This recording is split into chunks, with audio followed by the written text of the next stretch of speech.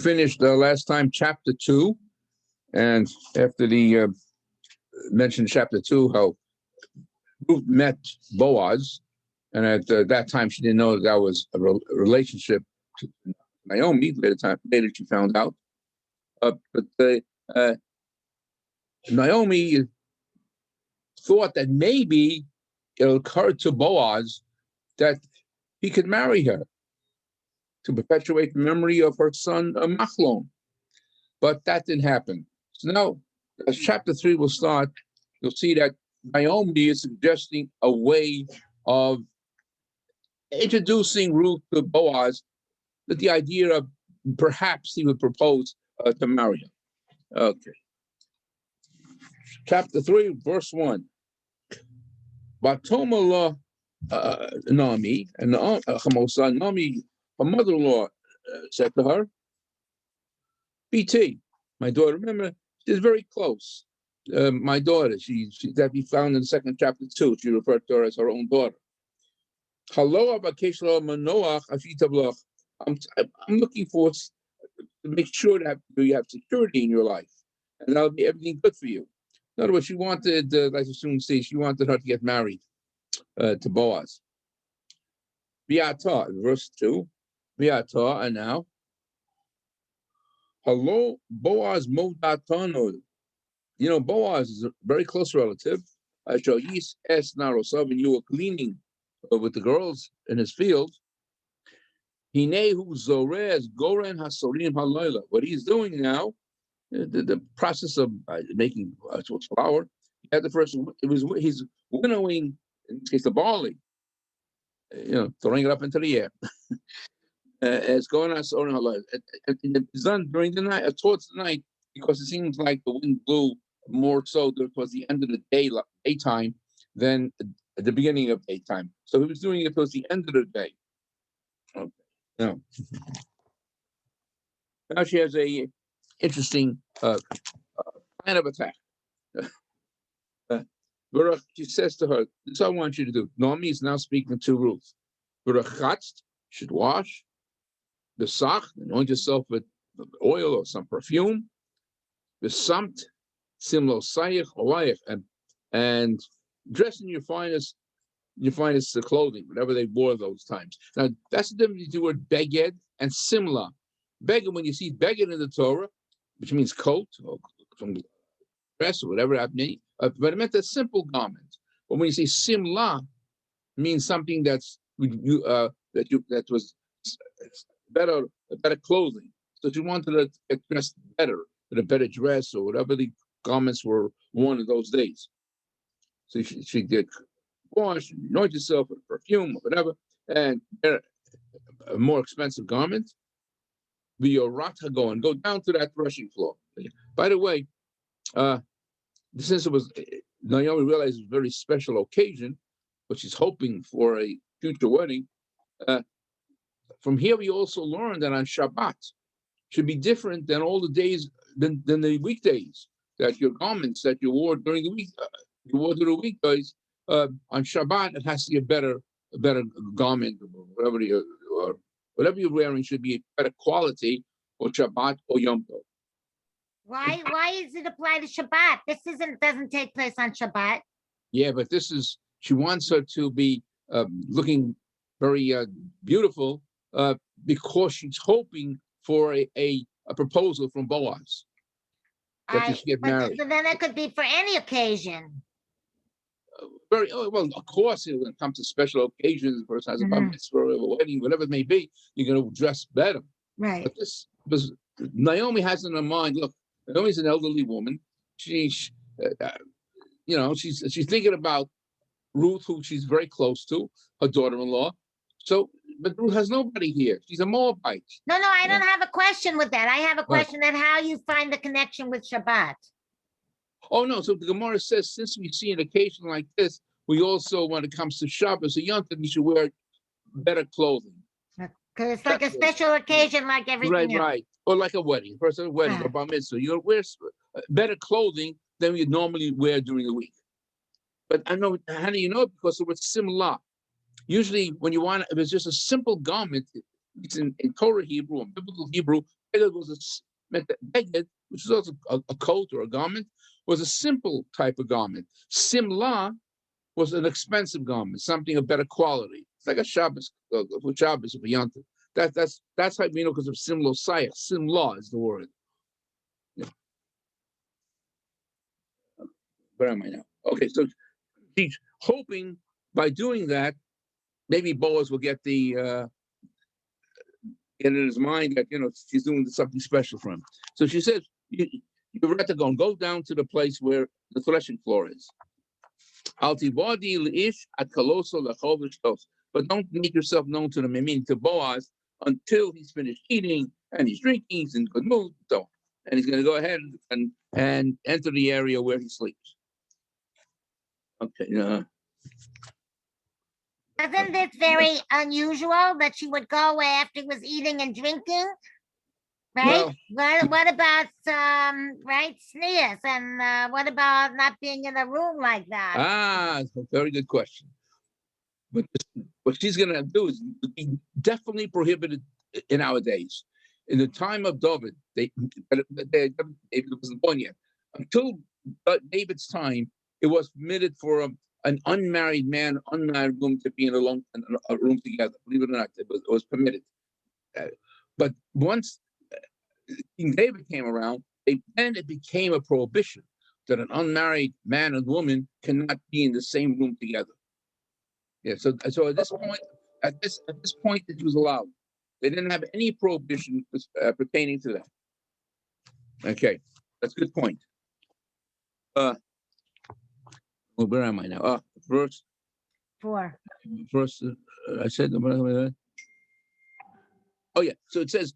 She said, "Don't make it known. Not make yourself known to Boaz until he has eaten and drinking, and he's in a good mood." But remember, there was a hunger for I don't know how many. Well, she came back after 10 years, but I don't know if the hunger really was that long. Maybe things got a little better. But it seems like at this point in time, the produce and the yield in Eretz Yisrael was very favorable and it was abundant, and that's why you saying Boaz would be in a very good mood. Okay, and she's okay. Verse 4. That's why at the end of verse 3 it says he ate and he drank. He was in a good mood because he had a good yield that particular year. Maybe he's gone back to the original way, the yield that was before the hunger came about. Okay, now look what she says. Just when he'll lie down, just know the place where he's going to go to sleep. Ubos and go bigilis margalosov b'shechoft. Yeah. Now you reveal his feet, uncover his feet, and you should lay down over there. Now, if you look at the Hebrew, no, I'm going to finish the passage. He's going to tell you exactly what you should be doing. Okay. Now, what does it say? If you look at the word, at least in the Hebrew, you see it. The word is written jachafti, where it's written, but we read it as v'chachaf. It's you and you shall lie down. You should rest there. V'chachafti means what? We say the word v'chachafti means I will lie down. So I'm only speaking. What she meant by that was that she was praying on her behalf, on behalf of Ruth, that while she's engaged in that particular incident, she'll be praying and she was hoping that everything will turn out okay for her.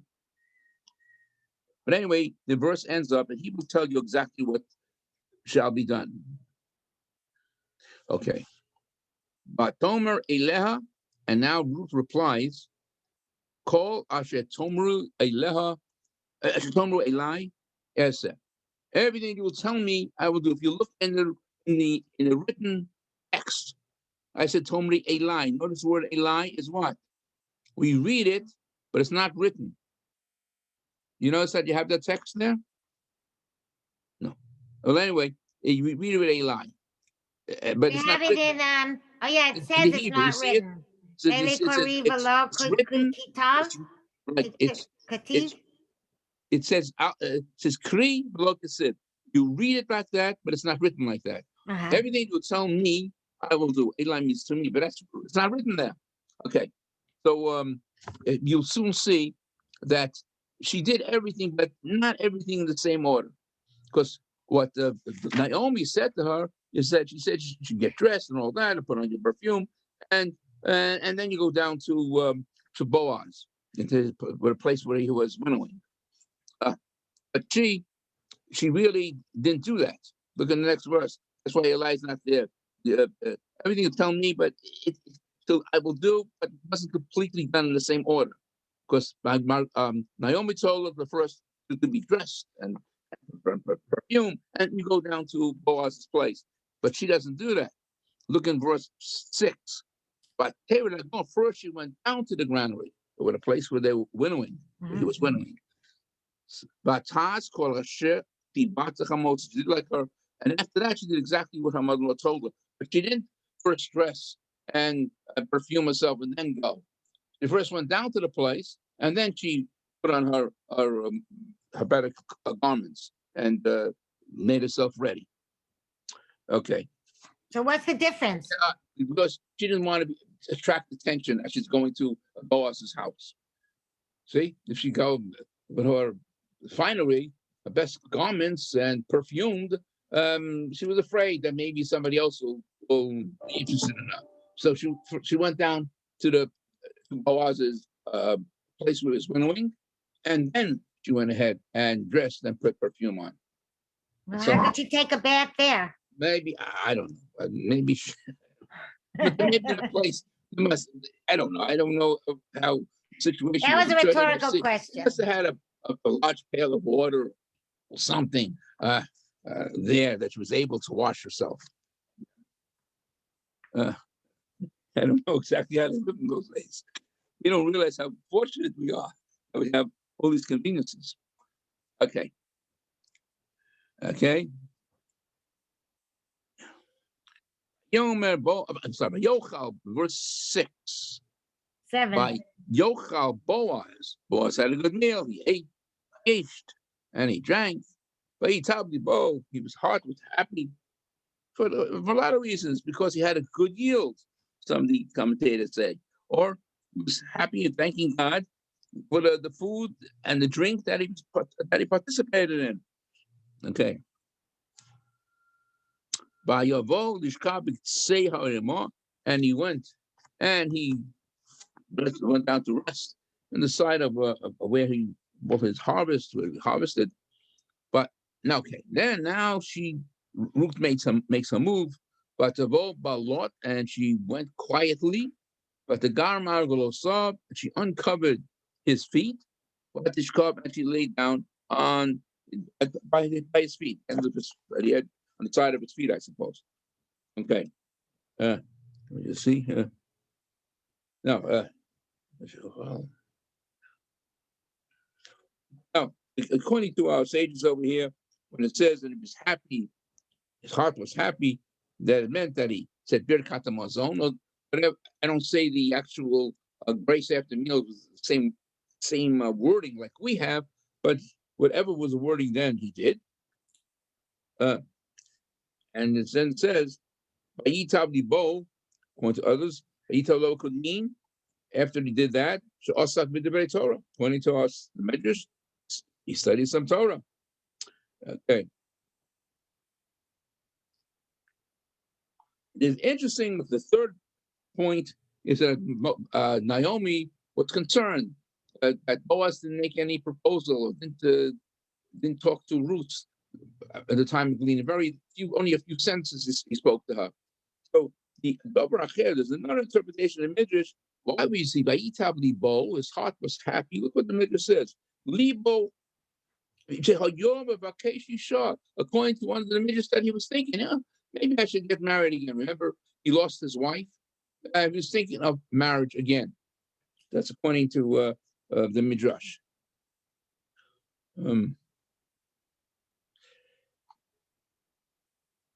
Okay. All right, so now he went to sleep, and Ruth goes ahead and uncovers, must have a blanket on or something. She lay down by the side of his feet. But see? So does that mean they're married or engaged? No, not yet. No, not at all. No, but that action. Well, she wants, what she's going to do, she wants to assume to hint to him what she wants. She took a bold step over here. But like I said, this is only permitted before King David's time. Normally, this is totally prohibited. That Boaz and Ruth should be in a closed room in the ground, whatever it was, some sort of a anatomy, whatever they had there. Okay. Let me just see what it says over here. Now the whole thing, why? Then the question also is arising: what is Boaz sleeping by the place where he was winnowing? What was he doing over there? Didn't he go home? He's not home. He's sleeping in the field or at a place where he was winnowing. So the answer is, unfortunately, like we have today, he was concerned there were thieves around, and like you have today. So he thought it would stay. He slept by his field because just in case if somebody wants to steal something, he might hear their feet or whatever, and it'll stop him from doing it. So there was whatever. Things haven't changed. Thieves then, thieves now, same thing. Okay, that was why he was sleeping there, and I didn't go home to sleep. Okay, we're okay now. He must have fallen asleep, and like we said, she was sleeping by near his feet, uncovered him. They must have been for a while. They were sleeping, and all of a sudden, verse 8, Vayehi bachatzi halayla. And it was in the middle of the night. That should remind you of something. What do you know about bachatzi halayla? What happened in many other places? Bachatzi halayla. What?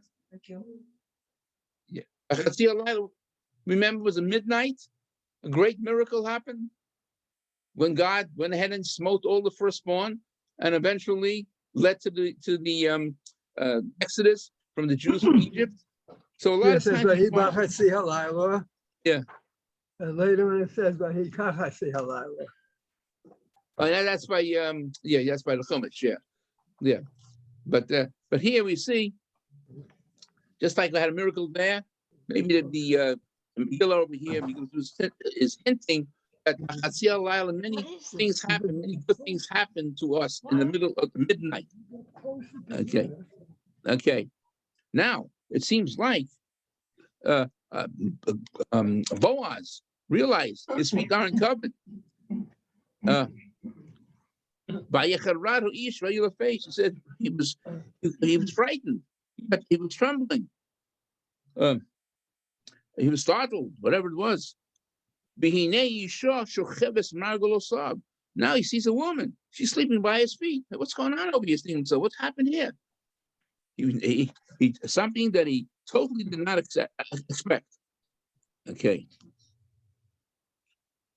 They must and verse 9, Vayoma, and Boaz says, Mia, who are you? Who's there? And look what she says. I'm sure she said other things here. Because like Tanakh is not telling you every single sentence that each one spoke. But the most important part is this. Vatoma, she said, Onochirus amosecha, I am Ruth, your maidservant. And it's the expression, Ufurastok, fechala mosecha, spread your wings over your maidservant. Kigo elata, because you are a redeemer. What does that expression mean? What did she mean by that expression? You should spread your wings over your maidservant. He wants to go to bed with him. No, doesn't mean that. No. That she wants to. What? Yipum. Yeah, well, now we get into it. That was an expression of marriage. And that, by the way, what?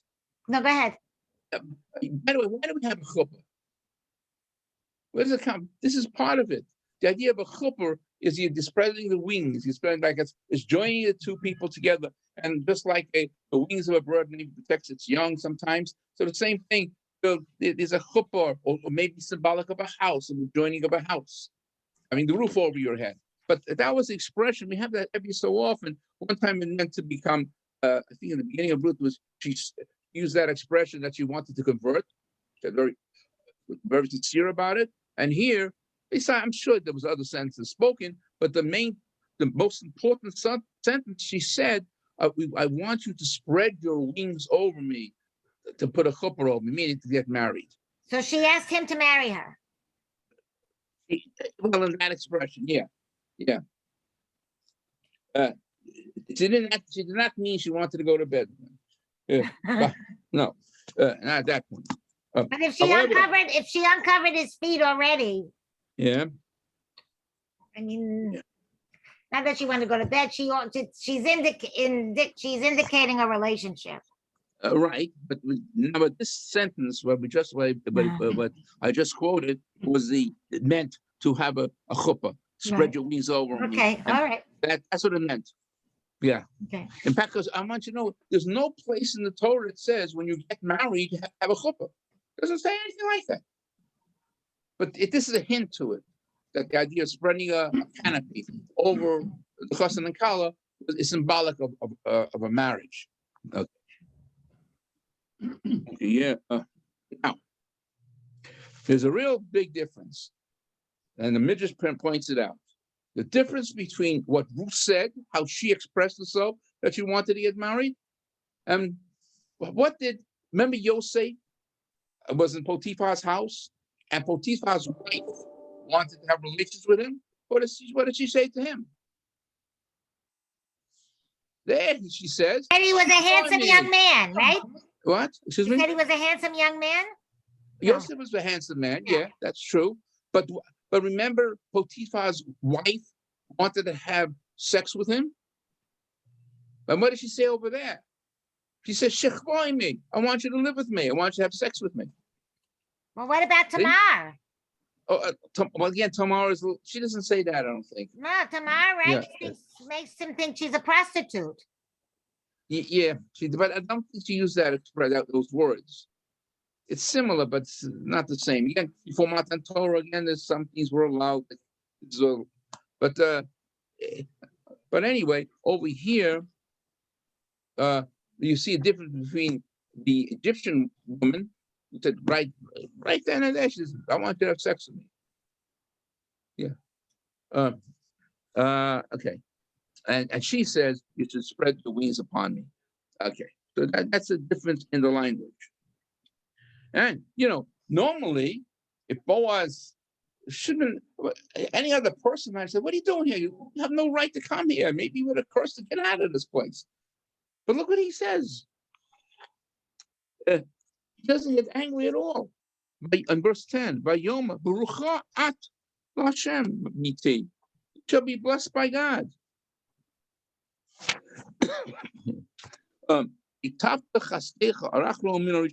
But this last, called the chesed, this kindness that you're asking me to do now is greater than the first kindness. What was the first thing he's referring to?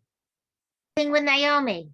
Right. Or that's right. Or that's correct. And then she escorted Naomi all the way back to Israel. But he was aware of that. Now, also, when the Medrash brings down, according to the Medrash, I believe the Medrash was 40. Ruth was 40 years old at that point. And I suppose she never had children. And to have become pregnant at 40 it's been a little difficult. So. And how old was Boaz? I don't know, it must be close to 80. He really I think he was 80, close to 80. So maybe he thought he was grateful that anyone would pay attention to him now that he lost his wife. That's correct. You're right. She could have had somebody else. She could have had somebody a little younger, maybe. Yeah, that's and true. He was feeling lonely. But how? Look what it says over here. I'm quoting a Medrash. According to the Medrash, at this point, Ruth was 40 years old, and Boaz was older. Below Nifiko, she never had a child. Remember, she was married to Machlon. Mikeva, she has also tzaddik nifkado. But when Boaz, after he understood very well what she meant, gave her a bracha, Didn't throw her out. He said, Baruch, you shall be blessed. What do you mean you shall be blessed? That you should have a child. That's what he meant, according to the Midrash. And it says the cave which is also tzaddik, that's tzaddik, this righteous man Boaz. He happened to pray for her. Says you should be blessed by God. She after they got married, because she had a child with Boaz. Okay. And he was also surprised, going to the Medrash also, he said to her, it's really interesting. You're not looking for a young man, but you're looking for a man. I'm older than you are. I'm very old. And you want, he thought that was, it's amazing that you want me to go ahead and marry you. But anyway, it does say in the Medrash, because he said, you shall be blessed, the blessing of a tzaddik, that's why, although she was 40, and maybe if they had no children, she was blessed with a child eventually at the end of the book. Okay. Okay. What verse did we do? Okay, let me say type of verse 10 again. Vayoma, and Boaz responds to her. He didn't throw her out. Barucha at Hashem biti, my daughter, you shall be blessed by God. What you did now, this chesed you're doing now, greater than what you did before. And another thing, you could have gone looking for somebody younger than me. Him, Dalim, Mashiach, it didn't matter to you, rich or poor. You go ahead and you want, through your statement, I understand that you want us to get together, be married. Okay, now, but he's going to tell her certain things that she didn't know. Now, BT, and see, all of a sudden he calls her my daughter. So he saw that he wanted to have a closer relationship with her.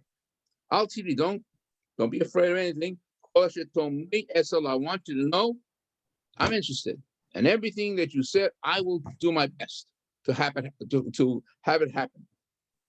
Because everybody throughout the city, where must have gone around, where it travels. That you are a woman of valor, that you are a very sincere and righteous woman. But, now, so he was willing to do so, but there was one problem. And that's the next part. Biator. And now, ki omnon ki im goel. It's true. Maybe Naomi told her. She did tell her that I could be a redeemer and I could marry. However, I'm not the closest relative to your first husband, Machlon. I'm not the closest one. Gam yesh goel korovian. There's one other person who has the right to redeem you and marry you before I have. See, that was the custom. If the closest relative had the priority to marry Ruth in this case, and the name of the person happened to be Tov. That was his name. Eventually, as the next chapter, he refuses. So then, when he refused to do so, Boaz went ahead and said he will go ahead and marry her. Okay. Oh, you see the next verse. Lini Tov, Lini Halayim. You could say here today, rest this evening, stay over here. And in the morning, and what it means is that Boaz who was one of the heads of the Sanhedrin, is going to go to the Sanhedrin, and I suppose they're going to invite this fellow Tov. If Tov wants to redeem you, fine, but he will not. The way it went. But if he doesn't want to redeem you, meaning he doesn't want to marry you, I will redeem you. Meaning, Hashem, and the life of God means he's swearing. But in the meantime, rest here till morning. Okay, so he understood clearly what she said, but there was some closer relative, so he cannot commit himself completely until the relatives, some say told it was his name, and if he will take you, well, fine. If not, I'll take you. And then we'll see later. He wasn't interested because remember, going back to that ruling, that a male Moabite, even converted, cannot marry a Jewish girl. has to marry another Moabite girl who was converted. But a female Moabite can marry a Jewish man. And it was not circulated. Remember, he didn't know that. And Kovitz can refuse on that for that reason. He says, But he had a wife. But those days you get more than one wife. You're allowed to have. He said my wife wouldn't like it. Didn't he say that? I don't see that in the text. Maybe No? a magazine. Oh, No, maybe not. I don't. Maybe you're right. I just never saw. No. He said, I'm afraid I'm going to. He does say I'm going to ruin my inheritance and ruin my. Have a bad effect on my family. That's what he says. Some word like that. But he refused. And like I mentioned before, that ruling only a Moabite man cannot marry a Jewish girl and be converted, but a Moabite girl who converted may marry a Jewish man. Okay? Where are we now? Vatishkav Markolosova, the book, and she rested there until morning. Vatokum Viterum Akish Ariel. She got up early in the morning before you could recognize the person. So maybe before the break of dawn, somewhere in that time. Obviously, she didn't want to have anybody see her. And he said to her, Al Yiboda Kivo Isha Hagoran. Don't make yourself like leave now. It's still dark, but maybe just maybe the sun's just coming up. It wouldn't be right that people will talk and say, a woman came into the threshing field this evening. Okay, you might get the wrong idea. Okay. In fact, the Medrash Boaz had that concern. Look what he tells Agibot, you should not, don't make yourself known to anybody. You have to leave now. And it says like this. Rabbi Yitzchak Omar, look what the Midrash says. Rabbi Yitzchak says, all also halayla, that entire night until they woke up. Hoya Boaz shatuach alpanov.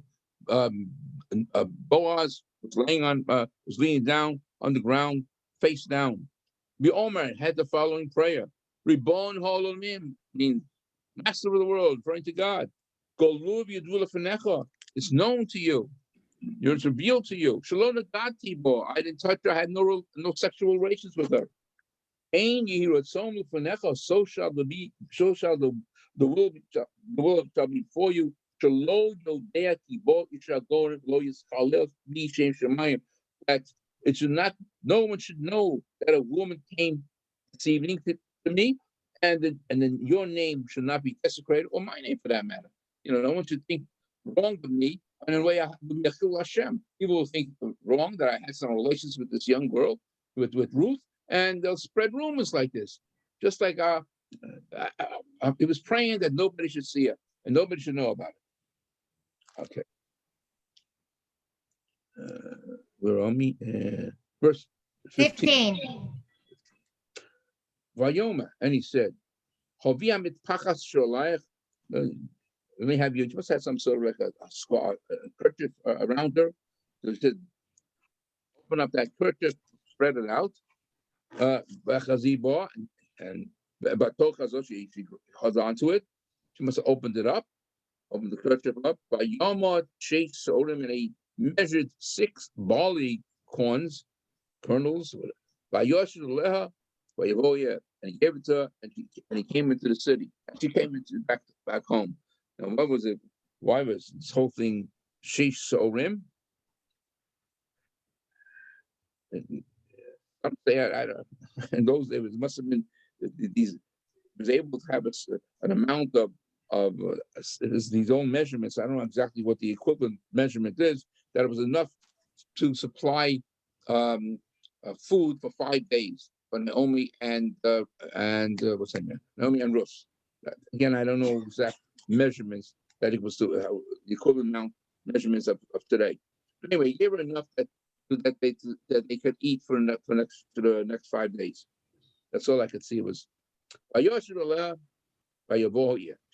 it to her, and she comes back to the city where Naomi lived with good news.